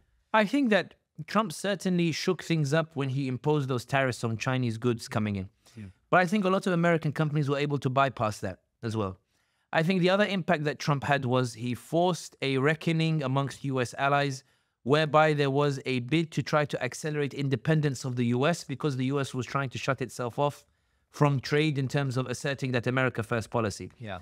But the reason why I said that I am wary of the impact that Trump will actually have in this regard is that once Trump was out of power and Biden won, the EU stopped pursuing its independence. It still relied on a global order underpinned by the US.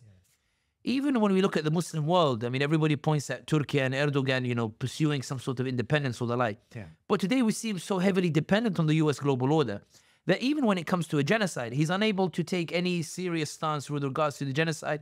And ships that are heading to Israel are still docking in Turkey. And it takes a municipality election to get him to suspend trade. But instead, we see Turkish companies bypassing, sending their ships to Cyprus or Greece and changing their flags, almost as if Erdogan is saying to the Israelis, the genocide is making me try to appease the Turkish population, but I don't want to ruin my ties with you. Egypt, you would have thought in an economic crisis, in America First policy under Donald Trump, after the way he bullied those Muslim states, they would also pursue an alternative, whether it's joining BRICS or the like. But the reality is that I will never forget the image of Biden in India when he stood with India, South Africa, and I can't remember Brazil, and I can't remember the others, and the BRICS members, and the caption was, these are US allies too.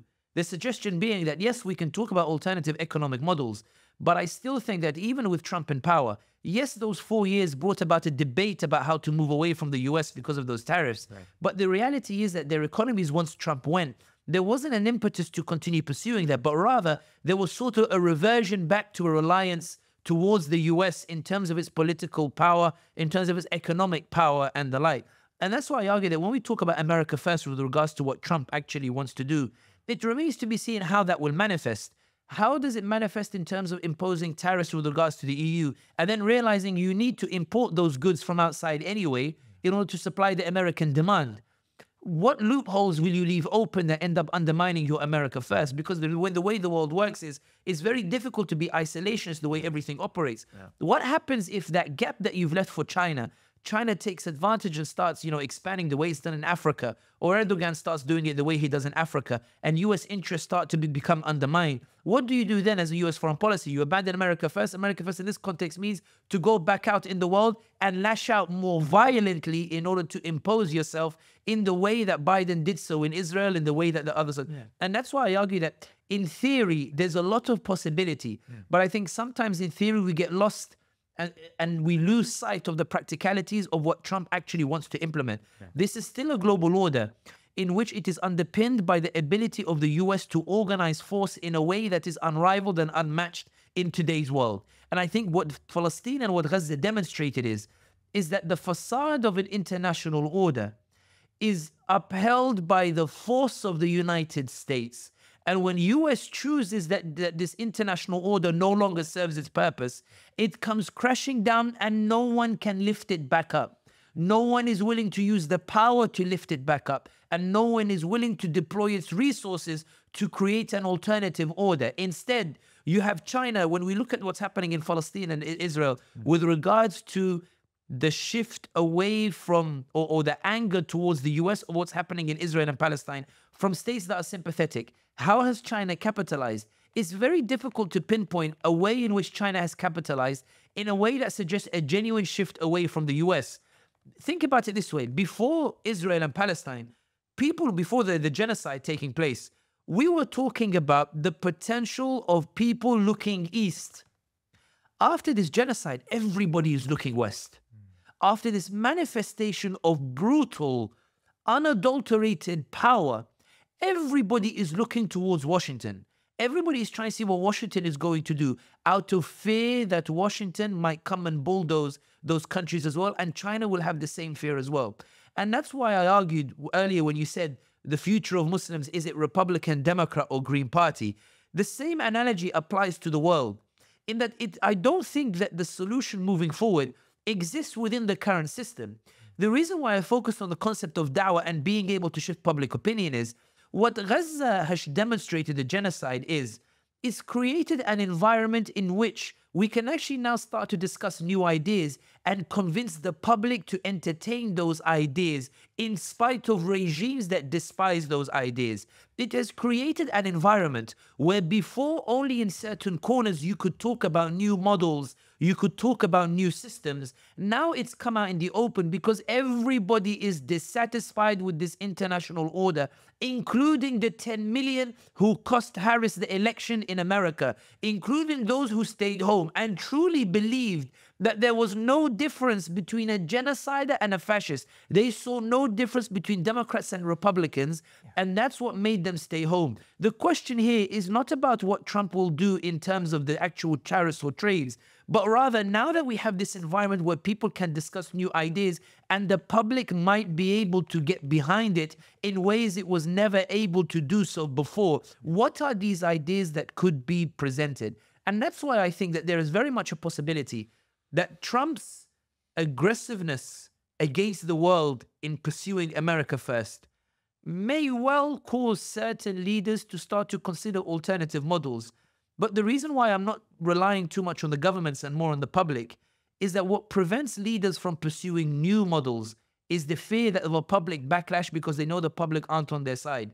And that's why I'm more focused on how do you mobilize now the public, given that Gaza showed you can mobilize them, and that people you didn't think could be mobilized can be mobilized, and narratives in areas where you thought couldn't be changed can be changed, whether it's Tucker Carlson, whether it's Candace Owens, whether it's Ta-Nehisi Coates, whether it's Francesca Albanese coming out full force talking about Gaza. I know you had on one of your podcasts over here. Whether it's regards to Spain, talking about favoring Palestine, whether about Ireland, Norway, South Africa. There are new avenues. There are new opportunities. The question is not what will Trump do. The question is now that the public have shifted the world in a way that created those opportunities in spite of Biden, in spite of Democrats, in spite of Republicans, in spite of Starmer, in spite of the EU, in spite of the international order. No government brought about this change. It was people that brought about it. The question is not what change will Trump bring. The question is how far can this public pressure go? How far can this public opinion change? And how far can these new opportunities go? And how can you galvanize that momentum to create something new? And that's what I'm scared of. I'm scared that in the focus of Trump, in the focus on the US, in the focus on Green Party, in the focus on the systems themselves, we lose our eye on the ball in terms of what created this change. And that's why I'm more focused on, now that you see that bin Salman has gone back to making dua for Palestine, where he had banned it for a year and a half, where you've seen the UAE now coming out and giving aid to Sudan because it's terrified that people are starting to discover the genocide it's committing in Sudan. When you see that Egypt, Sisi, on the one hand is letting Israeli ships go through, on the other hand increasingly panicking that his people are furious and they might revolt against him, that Erdogan is trying to keep the peace with the US and the Israelis, the Turks are giving him hell for it. They're making it very difficult for him to do so. He is struggling to balance between Turks who punished him in the municipality elections, and between his desire to be in power by maintaining good ties with the US and the Israelis. We're seeing these shifts take place around the world because of public opinion and public pressure. And that's where I think that Trump may well try to pursue a globalist or Zionist or America first agenda. But I don't think that's what will dictate the future of America. What will dictate the future of America is this 10 million, could it become 20 million next time? And the same way that the system in 1968 was forced to bend over backwards and give rights to African Americans when it was not designed to do so. The same way in 1920s they were forced to acknowledge that women should have equal rights at the ballot box the same way as men. In very recent times, we're talking 100 years ago, in what way will the system bend now as a result of public pressure? Nobody knows, but it's interesting to see where it goes. I think that's fantastic. I mean, I would like to pick up on the public pressure thing. I don't necessarily think it's even the 10 million. I think it's the 150 million who voted, because if we were to consider this America, if we were to claim that America First is a coherent ideology, it reflects the mindset of lots of Americans who feel that the current world order has failed them. It's failed America. It hasn't given America the type of wealth and the type of strength that it claimed at the beginning of the end of the Cold War. And there is a recognition, I think, amongst a lot of Americans, and I think Trump fairly reflects this, but the rise of China, which is for sure the biggest threat that America faces in this coming decade, the rise of China was down to America's complacency with this globalization agenda. We allowed China to rise. China became rich. China became powerful, and now China asserts itself on the international stage. So in a sense, I think, and it's a question for you, public opinion of those voters in America is pushing America in a very parochial, nationalistic, nativist direction. And I think Trump quite fairly, whereas the Democrats claim to represent it, Biden never signed a single trade agreement with any entity during his 4 years. But the Democrats still still have very strong globalist agendas, globalist policies. I think it may be, and again, I agree with you that who knows what's going to happen. Trump is a very mercurial person, but I think there is a greater chance, let's put it like that, that the let's call it the America First impulse comes through in these next 4 years. I think it's going to be transformational, but at least that's maybe in 4 years' time, inshallah, if Allah still gives us life. We'll be sitting here, you'll be coming back from a trip and talking about jet lag and how warm it is in California again. But I think maybe in 4 years' time, we may talk about quite a transformational. But I agree with you in this regard. One of the things that I noticed in America was, and it's like one of the points that I mentioned earlier about in California, some of those who voted Trump, they were saying that, Gaza doesn't matter to us. Gaza only matters to us insofar as, why are things so expensive for me here and I'm giving money to Israel over there? Yeah. Why is healthcare so expensive for me here and my government is telling me I have to give money to Israel over there? Ukraine. Why and Ukraine and these things. And that's why I think this is why I always argue politics is the science of human relations. It's a very simple science. It's governed by human emotions, by human sentiments. An ordinary cab driver or blue collar or white collar worker in America, the reality is that, and this is what I meant, when you go to America, you realize this. When you talk to Americans about what's happening in Gaza and Palestine, you can convince them genocide is wrong. They will be horrified by the images. And then they will ask themselves, my taxpayer money is going towards that, but I'm struggling in my own. And that's the point, in that America First may not manifest on the grand level. Rather, the power of the America First is in the way the Americans vote, in which they say Democrats talk way too much about Israel. They talk way too much about Palestine.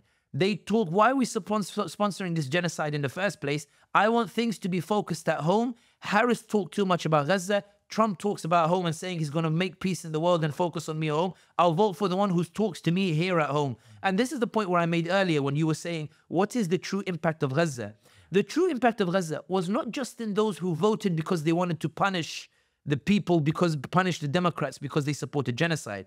The power of Gaza was also in the way in which it exposed to the ordinary American that a lot of the problems they're suffering in America at home, the reason they're not being fixed is because you have a government that believes in Israel first, that believes in, and they said, this I can't tolerate. Gaza exposed it, and therefore I'm going to punish the Democrats, not because they committed a genocide, but because they favored a foreign nation over my own interest, and they should be serving me, not the Israelis. And I think that impact will be very difficult to measure, but it's undeniable. It's beyond just the 10 million that stayed at home. It's also amongst those who decided to go and vote for Trump over Harris because they truly believed, I want to keep my money in America itself. And that's the point with regards to dawah in terms of talking to people. What is your ability to shift society? I mean, you are here in the Muslim vote in the UK. Sometimes I get criticized. They say, Sami, you spent a lot of time in different countries in the world. You neglect your home country here in the UK. Yes. But you saw how you could talk to, I mean, you've had so many non-Muslim guests on the show who come and join the thinking Muslim to talk about issues that matter to Muslim and non-Muslim, who talk with their, and I've seen the passion, the way they talk to you. Their hearts are rent with regards to what's happening in the world. They see the injustice that's taking place, and they've seen a resonance with what this podcast says, with what you say and the topics that you say, because fitra exists in the human being. And that's why I argue when you talk about America first, I've met the Americans. I've been to nearly every single state except New Hampshire. I promise you, there are nice people in this world who are just ignorant about what's happening in the world. Who, wallahi, if you were to show them what is happening in the world, you will realize that their hearts move with just as much passion as your heart moves. And that's why Imam Siraj Wahaj's statement, it gives me nightmares at night. Sami, he says, we don't do dawah no more. We don't. We do not do that. We think we do, but we do not. He has a very famous story where he cleared these crack houses near Brooklyn when he established the masjid. Yeah. And I told him, with what audacity do you wake up one day and choose to do so? He said, Islam should be a mercy for mankind. We should be a mercy to our societies. And that's where I think sometimes, and I know, you know, sometimes people say you shouldn't mix religion with these things, but for me, Islam is one and whole. It makes me wonder, how do we Muslims understand da'wah? And how do we understand the potency of da'wah? And how do we understand da'wah's ability to create opportunities from where we do not think it exists?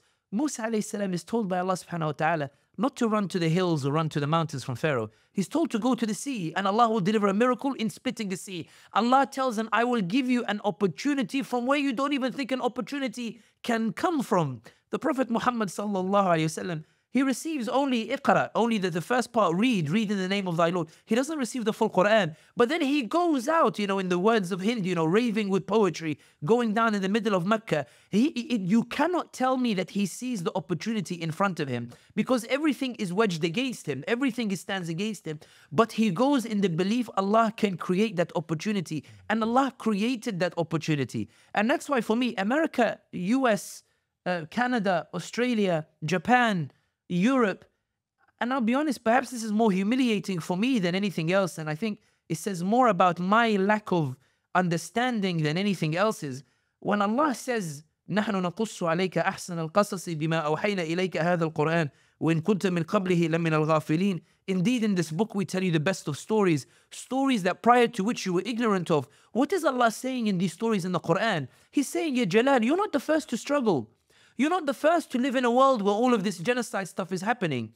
You're not the first to feel pain, hardship, heartbreak, and despair. You're not the first, Jalal, to stand up and actually say, I want to make an effort. You're not the first to think, what initiative can I do? You're not the first to try to change the world. You're not the first to try to rescue people from darkness into light. You're not the first to go and mobilize and protest. You're not the first to donate. You're not the first to go and strive. You're not the first.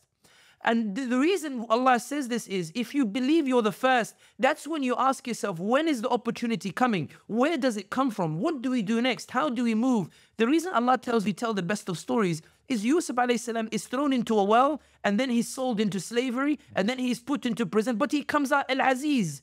Musa alayhi salam is raised in the palace of Pharaoh in a wonderful status quo, and then he defies his adopted brother Pharaoh, tells him what you're doing is wrong. His brother turns against him, and then he's suddenly kicked out of his city, has to flee to the sea and wander the lands and then go to Jerusalem, but he comes out victorious at the end of it. Nuh alayhi salam spends 900 years giving da'wah, Jalal, trying to get society to change, trying to tell them genocide is wrong, trying to tell them it can be better, trying to tell them the system can be better. 900 years he's giving dawah. Allah delivers him in the end. The reason Allah tells you these stories is you're not the first to face off against Republicans and Democrats and Starmer and Macron and Trudeau and the like. But the point of these stories is at the end of every story, there is a victory.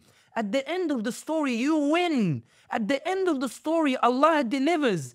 At the end of the story, the opportunity comes from where you don't expect it. But you have to move to get it. You have to keep moving to try to create it. You have to use what you have. Squeeze the levers that you have. Press them, push, test, tease, poke. You have to keep doing it until an opportunity shows itself from where you don't even expect. Did you know when Allah subhanahu wa ta'ala tells the story of Talut, of David and Goliath, when Talut is marching with his army, Allah describes his army as one that is ill-disciplined. They go to the water, they drink from the water. When he tells them don't drink from it, and they see Goliath's army and it's organized and it's disciplined, they say, how on earth are we going to beat Goliath's army, Jalut's army? Dawood is not hinted at, nor is he implied. Dawood is not introduced, alayhi salam, until the ayah, وَقَتَلَ دَاوُودَ جَالُوتَ, that Dawood killed Goliath. Allah delivered it from where you did not expect it. And the reason why I say this is not to run away from your question.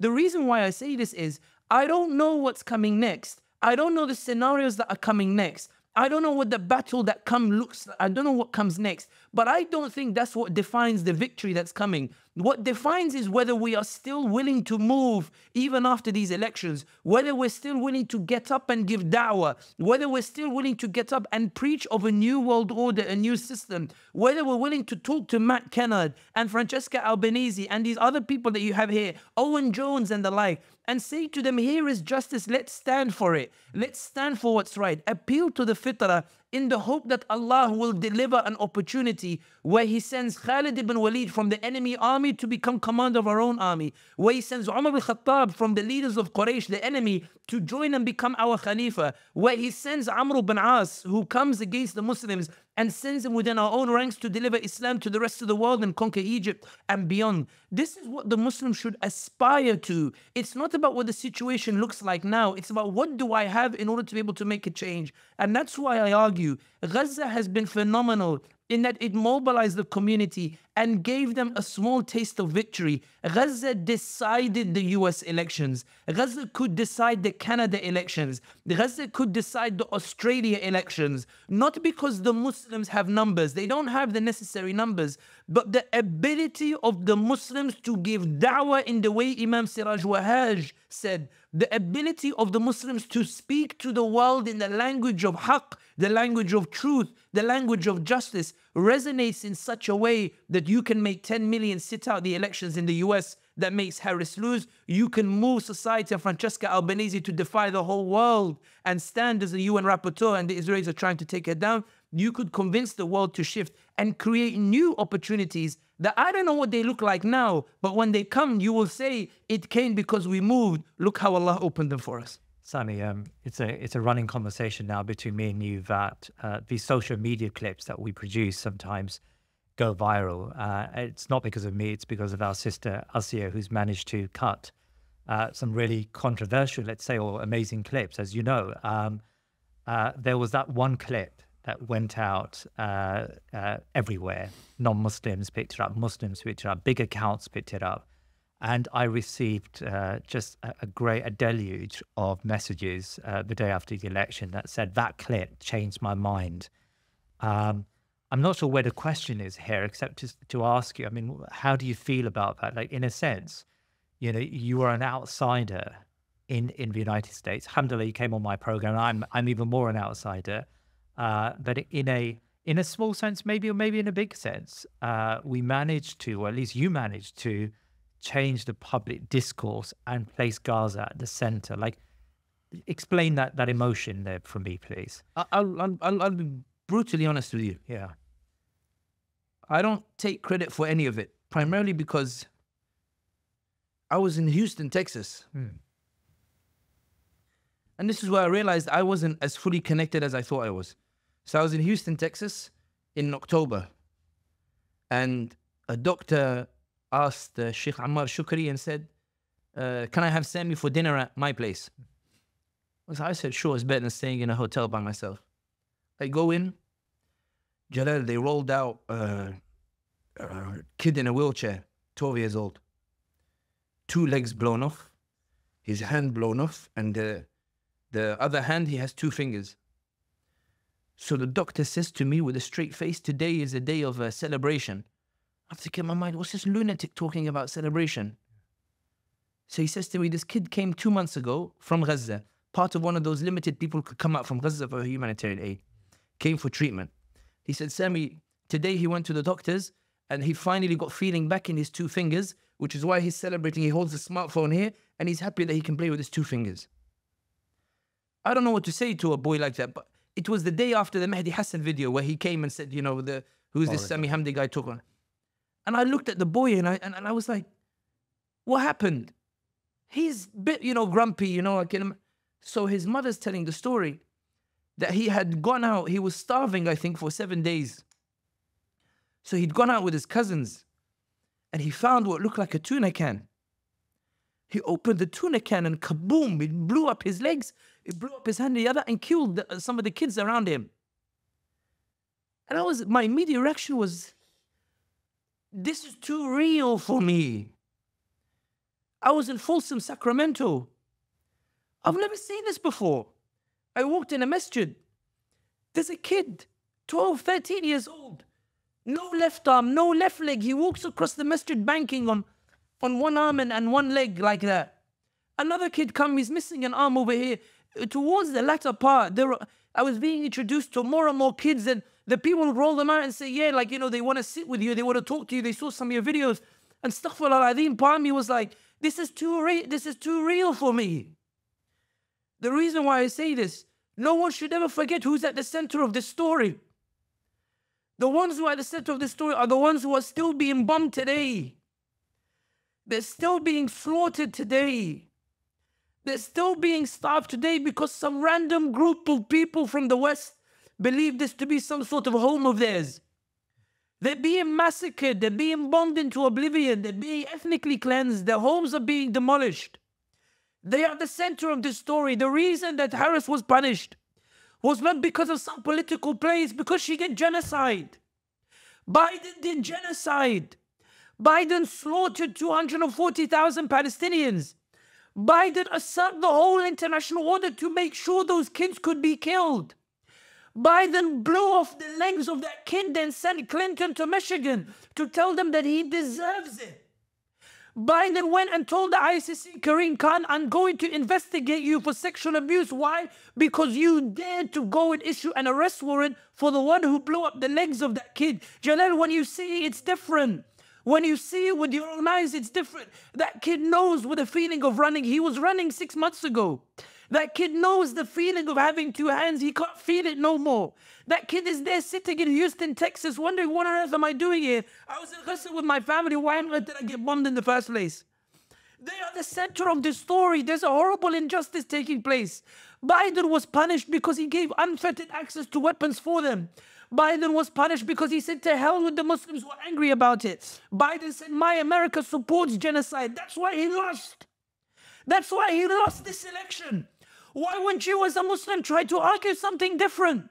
When the whole world is saying he lost because of Gaza. Bernie Sanders says he lost because of Gaza. Rouhani says he lost because of Gaza. The Hill says Gaza was the main reason why he lost. CNN says that why would you as a Muslim sit in your WhatsApp groups and sit in your circles and try to argue Gaza was not a deciding factor? Why do you not believe what they believe? Why does the non-Muslim believe in the power of Allah more than you do? Why do they believe in the power of Dawah more than you do? Why is it when Allah's power is manifest and some justice is served, you still want to deny it? And that's why when you pose the question like that, I'm humiliated, Jannah. All we can do is go and talk to people and tell them, please. When they said to me, I was desperate to go home, they said to me, Sami, what's wrong with you? I said, 12 months, I have to beg my community to punish genocide. I have to beg them. And I have to beg them. I said, almost said to myself, Mehdi Hassan, I dare you look. And that kid with no legs and tell him there is hikmah in rewarding his killer. Look, go, I dare you. Anybody who voted Harris, I dare you look at that kid who had his legs blown off for no reason. Harris could not even meet with Palestinian families. She would not even cooperate. Look that kid in the eye when you see it, Jalal, it's different. It's easy when we're here. There's no one here from Palestine here. It's when you see it's different. And look him in the eye and tell him there is hikmah. Because my comfort might be compromised if I uphold justice for you. It was different, Jannah. I came home, I said, what kind of life is this? We're sitting here on 2 microphones, trying to come up with political analysis and scenarios to convince people to do what, Jannah? To move. To convince them to move. We have to convince them to move, Jannah. That's what the state is. We have to convince them to move, because if we do not, they will not. That's the state. So when you say Sami, it's not Sami. It's the fact that 12 months in, it took me 12 months to find some sort of chain of words that could move people. It took me 12 months to do so. I couldn't do it before. I didn't have the eloquence to do it before. And I don't know how to stop this genocide. I'm trying to poke and prod. Let's try and punish the Democrats. Let's try and punish Harris.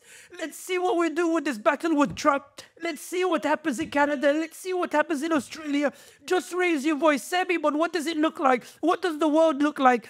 I don't know. Wallahi, I don't know. But you have to move and do something. Don't sit and do nothing. That kid didn't deserve it. He didn't deserve to have his legs blown up. Wallahi, when I saw him, I saw my kid Salma. I saw my kid Sulaiman. Can you imagine if your kid, 12 years old, looking for food, starving, and opens in Kabul for why? And then you look in the US and you look in the world and they're hesitant to do something for you. Why? It's such a cruel world. It's such an ugly world. But it's not ugly because of the evil. It is ugly because the people who should be moving are still debating whether they should move. And that's why I'm not here to berate my community. I'm here because you touched the nerve. It's not the clips. It's not the talking. It's not trying to mobilize. It's yeah, ibadallah, move and do something. For wallahi, for every second you are quiet, for every time you don't move, evil thrives. This is a battle of good versus evil. This is about the heart of mankind. This is the battle you are fighting. And the Prophet ﷺ was sent as a mercy to mankind, and we will be that mercy. We will be that mercy to America. I believe in their hearts. I believe their hearts can be shifted. I believe the hearts in the UK can be shifted. I believe the hearts in Canada can be shifted. I believe in Australia can be shifted. I believe why? Because Allah is the one who flips the hearts. Allah is the one who is all-powerful. Allah is the one who is in control. Allah is the one who decides the fate. And Allah will decide our fate too. Allah gave us the opportunity to do good. Let's take it. Otherwise, He might take it away from us and give it to somebody else and condemn us to humiliation. Let's just move and do something just for the sake of justice. And this is why, and I finish on this point. My dad one day called me and he rebuked me. Then he said to me, apologies, can I have a tissue, please? Let's break for a tissue, yeah. He called me once. My father called me once after I gave a talk in America. And I remember he said to me, Sami, I see you in America painting all these political scenarios. And yes, some of them are very good. And yes, I understand why you want to do it. But son, never forget, never forget, never forget. He gave it in the context. I'll give you the context. Just give me just 2 minutes. And I promise I'll be quick on this point. I had told the story of the Pledge of Aqaba when Ansar go to the Prophet ﷺ and say, we're willing to support you after 13 years. And Abbas says to them, wait, on this path there is struggle. If you raise your voice, you will be persecuted. If you stand with him, all of Arabia will stand against you. If you're not ready for that struggle, don't give him a false promise. And they say, yeah, Abbas, we're ready.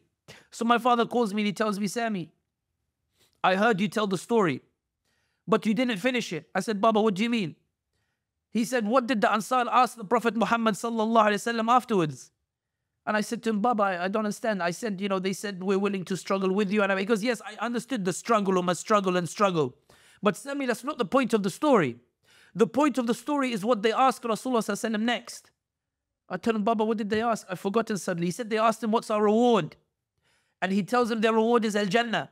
Son, I know you're trying to entice people by painting political scenarios, some of which might come true, some might not, for Allah is the one who knows the unknown. But son, remember the pact that Ansar made with Rasulullah sallallahu alayhi wasallam. It was stand for what's right, Allah gives you Jannah. Do what's right, Allah gives you Jannah. Stand and move and Allah will give you Jannah. It was a reward in the hereafter, and they said that is sufficient for us. And when I thought about it later on, I started thinking and I said, hang on a second, when you think about it, Ansar, Ansar in the Battle of Badr, when the Quraysh came to defeat the Prophet ﷺ, to try to beat the Prophet ﷺ, Ansar could have said, what dragged us into this personal beef between Muhammad ﷺ and his family? They could have said that. They didn't. The Prophet ﷺ marches out and says to them, Ashiru alayya, advise me. And Sa'd Mu'adh says, as if you are asking us, Ya Rasulullah, if we're willing to continue with you. And he says, and if I am, and Sa'd Mu'adh says, we gave you the pact. The pact of what, Jalal? The pact of standing for what's right in exchange for Jannah. Let's go. In Uhud, Sa'd Mu'adh is killed. And so are leaders of Ansar. They could have said, why are we losing our leaders for a family beef between the Prophet ﷺ and the people of Quraysh? They didn't.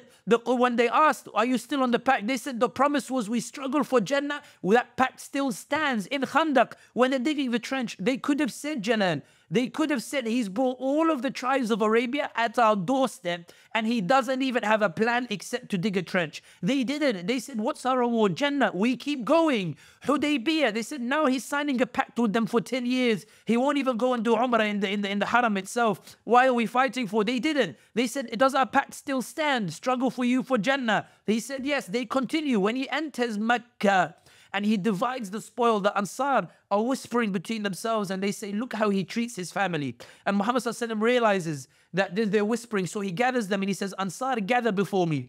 If you had said to me, O Ansar, that Ya Muhammad, you came to us with nothing and we gave you everything. We gave you the support. We gave you the donations and the money. You would be correct. They're too embarrassed to say anything.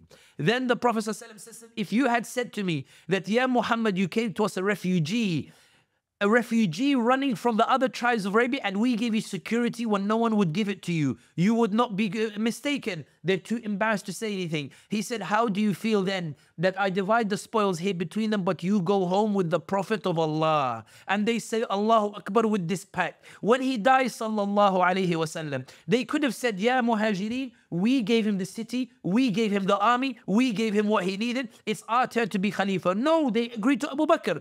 When Abu Bakr anhu dies, they could have said, Jalal, that what's our reward in the dunya? I want to lead thinking Muslim now. Jalal resign. It's my turn to lead it. I have as much right over here, you know. I also got views for you over here. I gave you support. I should, etc. They didn't say that. They said, Umar al-Khattab, go ahead. And then after Uthman, and then after Ali. And these were people, when they entered Medina, they split their wealth into two to share it. They weren't like us. We put refugees in tents and we tell them, when are you going home? We put refugees in tents and we tell them, how much is the UN giving? They didn't give me money today. I'm not giving you money. They didn't treat refugees the way that we treat them today. They treated them with honor and integrity and dignity. For what? And this is what my father said. Sami, do not go to an ummah on the basis that you want to entice them with dunya. Restore the pact between the Prophet and the Ansar, sallallahu alayhi wasallam, and radiyallahu anhum, in which, ya ibadallah, do what is right, not because I can explain to you what the opportunity is next, not because I can make a viral video, not because I can explain this scenario what comes next, not because I know what comes next. I don't. But do what's right because it's right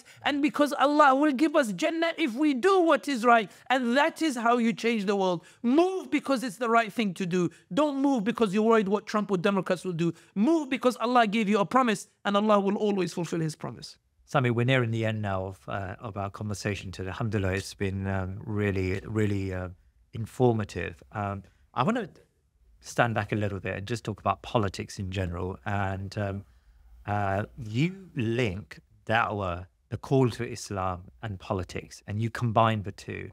I think until now, it's fair to say, at least in the, alhamdulillah, lots of people do this, but at least in the public conscience, Dawah has not really been too closely connected to politics.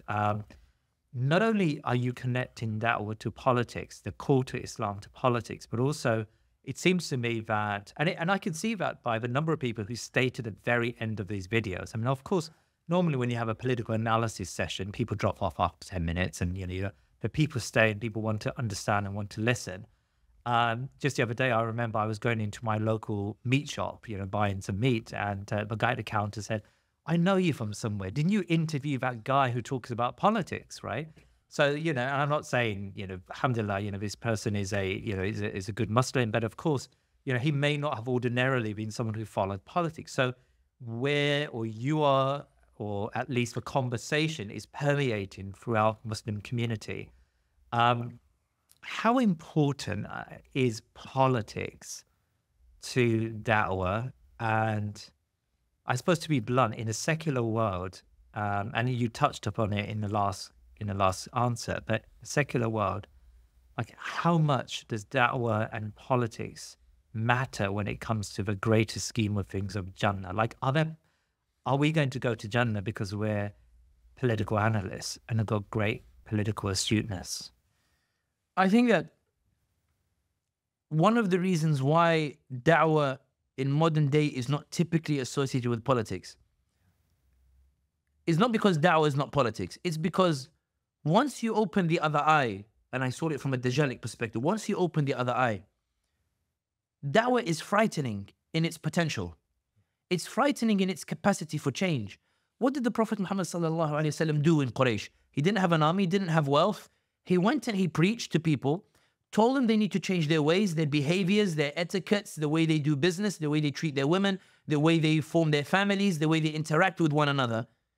And all of a sudden, Umar al-Khattab is joining his ranks. Mus'ab ibn Umair is joining his ranks. The sons of the leaders of the elites are joining his ranks. The slaves are joining his ranks, and they're being freed, like Bilal Rabah. The shepherds are joining his ranks.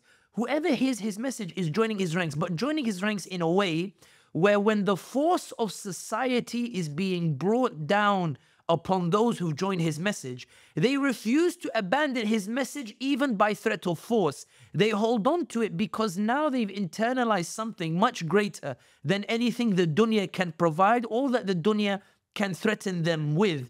And that is the problem, not the problem, but this is the issue that people take when it comes to talking about Dawah in terms of talking about it politically. It is that propensity for change ultimately leads to a very frightening word, which is called revolution, which is what the Prophet Muhammad sallallahu alaihi wasallam did. Revolution, not in terms of subjugating a people, revolution in completely altering the social and political norms of a community in a way that is different from that upon which it was before. The ability to turn around and tell people that selling cigarettes and alcohol to each other harms society, we don't want it. That when you're teaching transgender LGBT, the harm it does to our kids, we don't want it.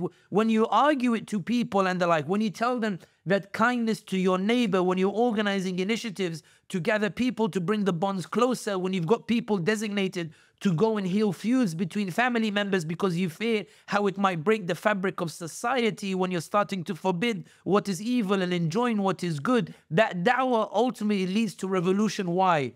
It's not just the da'wah itself. It's that Allah has put a system in everybody's heart, Muslim and non-Muslim, which is the fitrah. And that fitrah only resonates with da'wah.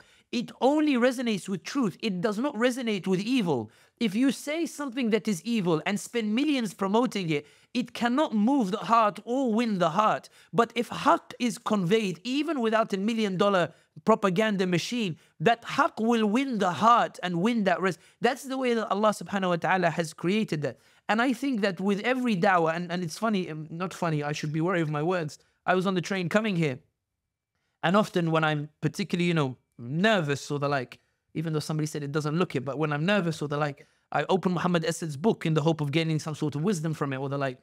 And I open the page where he is talking about when Muhammad sallallahu alaihi wasallam received the wahi from Jibreel, the revelation, he went down and he was very, very scared and the like, and he told Khadija, cover me, cover me.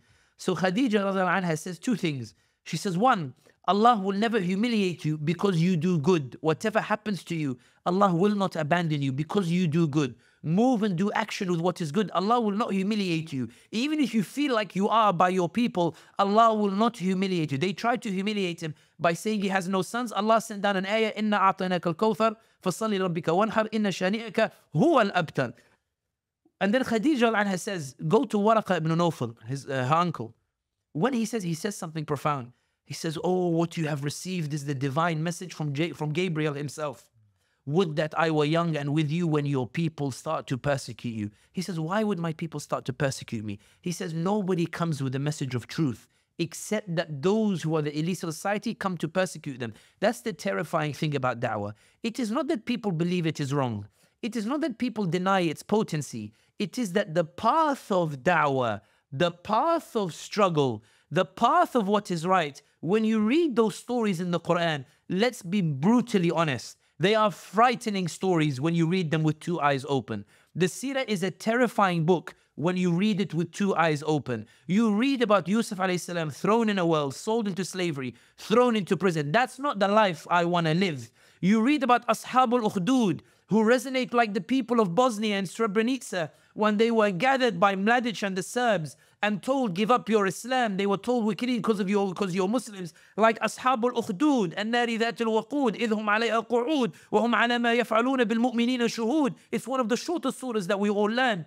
Ashabul Ukhdud are told by the ruler, give up your deen and we won't kill you. And they know what's coming next. Jalal, this isn't if or maybe, Harris or Trump. They know what's coming next. If they give up the deen, they are safe. If they don't give up the deen, they know they're going to be thrown into the pits. They choose to hold the deen, they're thrown in the pits, and they are genocided like the people of Srebrenica. But this is where I think it becomes a matter of perspective. And I try to finish just on this anecdote.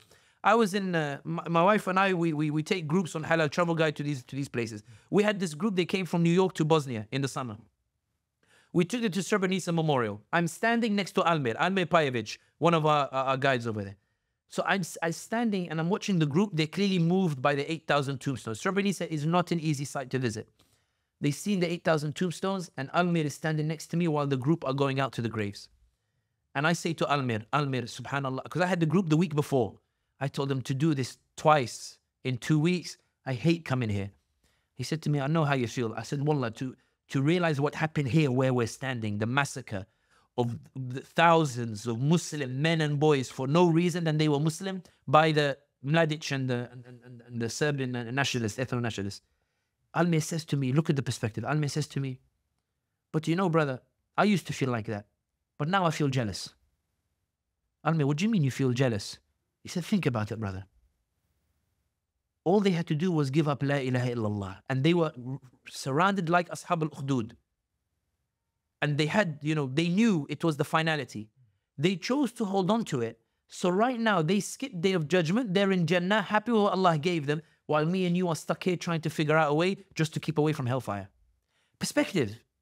And that's the reason why da'wah is so frightening. I'm not saying da'wah is going to result in people getting killed. That's not what I'm saying. What I'm saying is, what comes with da'wah, the struggle that comes with da'wah, is something nobody is assured that they will be able to persevere and push through. Because even the prophets, and this is the point that I was making, even the prophets spent 900 years of da'wah. Nuh alayhi salam said, Rabbi inni da'awtu qawmi layla wa nahara wa lam yazidhum du'ai illa firara. Allahumma, I've called on my people day and night, and every time I call them, they run away from me. Lut alayhi salam qala law anni li bikum quwwatan aw awi ila ruknin shadid. If only I had power or a powerful ally to resist you. They say things, the prophets, that we are saying today, if only I had power. I keep calling them, nothing's changing. They say things. But this is where the pact of Jannah comes. Are you doing it because you believe you are entitled to the outcome? Or are you truly the traveler that the Prophet ﷺ described in the hadith in this dunya, where you are simply passing by and prodding and pushing and upholding what is right for your allotted time in this dunya until you return to Allah subhanahu wa ta'ala, and then Allah will hold you to account, not for the outcomes, but for your deeds. And I'll finish just on this point here. There is a Bosnian brother who's with us on the groups. His name is Dino, one of the guides. So we had a group from New York, they were there, they were with him. So they asked Dino, and this is the point about perspective. They said to him, Dino, how do you reconcile the fact that your family members were killed by, these Serbs and the like? But how do you reconcile that justice was not fully delivered? And Dino says to him, without skipping a beat, Dino says, I imagine that one day when I'm in Jannah, inshallah, I'll ask Allah to show me the movie from the beginning to the end. I'll ask him to show me what happened, and I'll show move to the beginning to the end. I didn't think anything of it. I walked away. And then one of the brothers from New Jersey said to me, Sami, did you hear that? And I said, what? And he said, did you see the certainty with which he spoke of Jannah? The certainty with which he spoke of Allah's justice, and the certainty that he would be satisfied with Allah's justice even if he's not alive to see it, because Allah would deliver the best of justice. And it made me realize that this is the point when I say these subconscious things that lurk in your heart but you don't realize. Can everybody hold their hand to the heart and say, I would be satisfied with the same? And this is Dino, who went through war and felt that pressure and came out with those conclusions. And that's why I wonder sometimes, how do we arrive to these perspectives? It's one thing to have knowledge. It's another thing to have wisdom. It's one thing to know everything that's written in the world. It's another thing to manifest it. And that's why I think for those non-Muslims who are watching, because I realize you have a large non-Muslim audience, it's like when Gandalf says, the world is not in your books. The world is out there. Because when you go out there, you realize that da'wah is inherently social, political, economic, because da'wah is human. And we are humans with hearts and with fitrah. And I think as long as that is the case, and as long as Allah is there upon high, I have faith in humanity. I have faith that people can be guided from darkness into light, because it is that faith that I believe will help to ensure that I myself die as a Muslim, because I appreciate that to be Muslim is not a right granted to me. It is a gift that Allah gave. And when Allah gives you a gift, you show gratitude. And the way you show gratitude is by giving adhan to the world and give the da'wah and say, I have something beautiful here. You should have it too. And you should love the people the way you want them to love you. If you are misguided, you would want someone to love you so much that they would pull you out of Jahannam, even if that's what you'd want people to do for you. Do you have the same sentiment to your society? Do you have the same sentiment towards your community? Do you truly see yourself as a mercy, desperately trying to rescue people from the hellfire? Or do you believe yourself almost like a Zionist, that you are a chosen people while everybody else is destined to be condemned? For every moment we have breath on this earth, we are ambassadors for the deen. We are ambassadors for Islam. We take every opportunity that's available to us, and Trump will present a different battle, and we will push through that battle. We won the battle against the Democrats when they supported genocide. Trump might represent a new battle, and we keep moving until Allah decides that everything should go back to him. And at least, inshallah, maybe we'll look at Allah subhanahu wa ta'ala, or maybe before Allah subhanahu wa ta'ala would stand before him and will say, Allahumma, I tried, and please make it heavy on my scales, inshallah. So I should build on one last question for you. If we've got to be so certain, if we should be so certain about Jannah and Allah subhanahu wa ta'ala's mercy, if Allah subhanahu wa ta'ala gives me mercy and forgives me and allows me to enter Jannah, and I come to see you, Sami, inshallah ta'ala, will you be in a meeting with all of the future political analysts, or will you give up because of Jannah and you would be, I don't know, a farmer or someone just relaxing? Like, where is politics so ingrained within you that even in Jannah you'll meet the future politicians and political analysts between now and the Qiyamah and the past, and just have constant conversations with them? Who knows? Maybe you'll have a Thinking Muslim podcast there as well, narrating everything that happened afterwards. But I think when I was growing up, I only ever imagined Jahannam and how to avoid it. Yeah. But I think the more that I see people move with new initiatives, the more I see ordinary people striving to make an impact, the more I saw people, when you tell them that, at least raise the voice on the algorithm, and you see in his eyes or her eyes, they believe they don't have the power they want, but suddenly in their eyes, they look and say, wait, so this is power. Like, I can make a difference if I do this. And you see the rush with which they do it. My faith in humanity is genuinely restored. I truly believe that people want to do good things. And that's why I think when you invite me to Thinking Muslim and the like, and I'm grateful for the opportunity, I see, as you asked, how do you see, would you be discussing politics? I think it's more, here are avenues that I think work. What avenues do you think work? Here's how I see the world. Show me how you see it, and let's see where it merges. Because it's like, for example, that website, wordsofjustice.org, where he set up, that AI database that knows the history of Palestine, and then, it generates the tweets for you in case you're not eloquent to do so. I knew that, perhaps we should educate people to respond. I didn't know you could use AI. I had one perception of it.